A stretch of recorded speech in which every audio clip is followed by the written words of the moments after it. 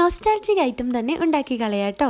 ഒരുവിധം എല്ലാവർക്കും ഓർമ്മയുണ്ടാവും, പണ്ട് സ്കൂളിൽ ഇതുപോലെ നമ്മൾ ചെയ്തിട്ടുണ്ട്. ഒന്നുമില്ല, വളരെ സിമ്പിളാണ്. കളർ പേപ്പർ എടുക്കുക, ഇതുപോലെ നീളത്തിൽ രണ്ടായിട്ട് മടക്കുക, അതിനുശേഷം ചെറുതായിട്ട് കട്ട് ചെയ്ത് കൊടുക്കുക.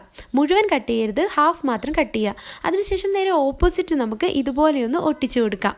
ഇനി ഒരു ഗ്രീൻ ഷീറ്റ് എടുക്കാം. ഇതുപോലെ ഒരു റോളർ എടുത്തിട്ട് റോൾ ചെയ്ത് കൊടുക്കാം.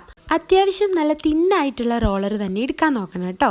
ഇനി ഈ റോളിൻ്റെ അറ്റത്തായിട്ട് പശ വെച്ച് കൊടുത്തിട്ട് നമ്മൾ നേരത്തെ ഉണ്ടാക്കിയ ആ ഒരു പേപ്പർ കട്ടിങ്സ് ഇതുപോലെ ചുറ്റിയെടുത്തിട്ട് ഒട്ടിച്ചു കൊടുക്കാം കേട്ടോ. അടിപൊളി ഒരു പേപ്പർ ഫ്ലവർ ആണ് കേട്ടോ നമ്മൾ ചെയ്തെടുത്തിരിക്കുന്നത്. ഇനി ഈ ഫ്ലവർ വെക്കാനുള്ള വേസ് നമുക്ക് നെക്സ്റ്റ് ഡേ ഉണ്ടാക്കി നോക്കാം കേട്ടോ. ഇപ്പോൾ ഈ ഒരു ഫൈനൽ ലുക്ക് കണ്ടപ്പോൾ എല്ലാവർക്കും ഓർമ്മ വന്നിട്ടുണ്ടാവും അല്ലേ, പണ്ട് നമ്മൾ സ്കൂളിൽ ഇതുപോലെയെല്ലാം ചെയ്ത് നോക്കിയിട്ടുള്ളത്.